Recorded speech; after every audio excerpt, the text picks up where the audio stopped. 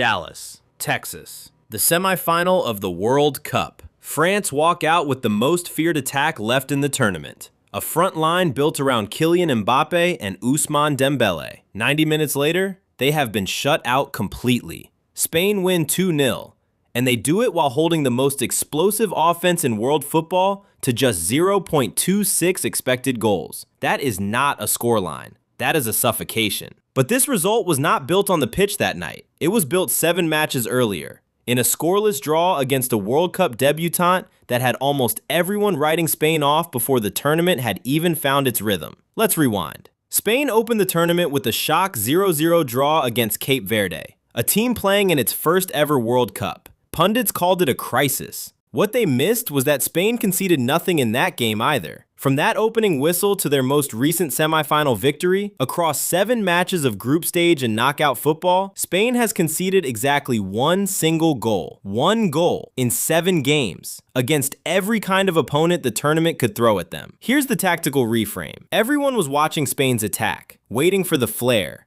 the tiki-taka, the highlight reel passes. But the real story of this run has been defensive discipline layered on top of positional control. Spain doesn't just keep the ball to attack. They keep the ball to prevent the other team from ever getting close enough to threaten. Let's put this on the board. Spain builds from the back with a double pivot shielding the center backs, which means 2 holding midfielders sit just in front of the defensive line at all times. This is the base of what's called positional play, where every player has a specific zone to occupy, so the team always has passing options in what tacticians call the half spaces, the pockets between an opponent's fullback and center back. When Spain has the ball, they are not just passing for the sake of possession. They are dragging opposing defenders out of position one triangle at a time, until a gap opens that a runner like Lamine Yamal can exploit. Now bring in the semifinal. Mikel Oyarzabal opened the scoring from the penalty spot in the 22nd minute. A chance created after teenage sensation Lamine Yamal drew the foul by running directly at France's back line. That single moment captures Spain's whole approach. Yamal isn't just a dribbler, he is a decoy and a threat at the same time, forcing defenders into impossible decisions.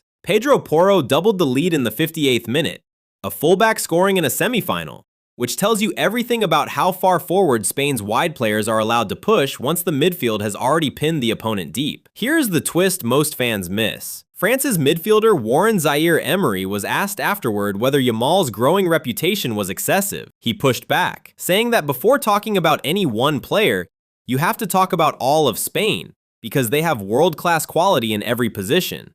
That is the real tactical takeaway.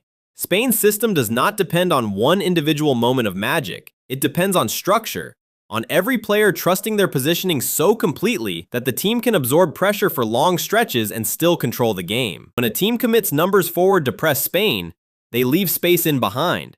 And Spain's structure is built specifically to punish exactly that kind of gap. Spain has not lifted this trophy since 2010. That drought, combined with a golden generation of teenage talent breaking through at the same moment as a defense that has barely been tested, is exactly why this run has felt different from anything the country has produced in over a decade. Think about what that means for a defender standing across from this team. You are trained to mark space, to hold your line, to trust that your teammates are covering the width of the pitch. But Spain's rotations are designed to make you question that trust every few seconds. A fullback tucks inside. A winger drops deep to receive. A center back suddenly finds himself with the ball at his feet in space that should not exist. By the time you have adjusted to one rotation, 3 more players have already moved again. This is what coaches mean when they talk about overloading a zone. You are not being beaten by one brilliant player. You are being beaten by numbers. By 5 Spanish shirts appearing in a pocket of grass that your team only sent 3 defenders to cover. The only team that has actually broken through this system was Belgium in the quarterfinal. And even then, Spain still found a way to win. That single crack in an otherwise perfect defensive record shows this system is not unbeatable.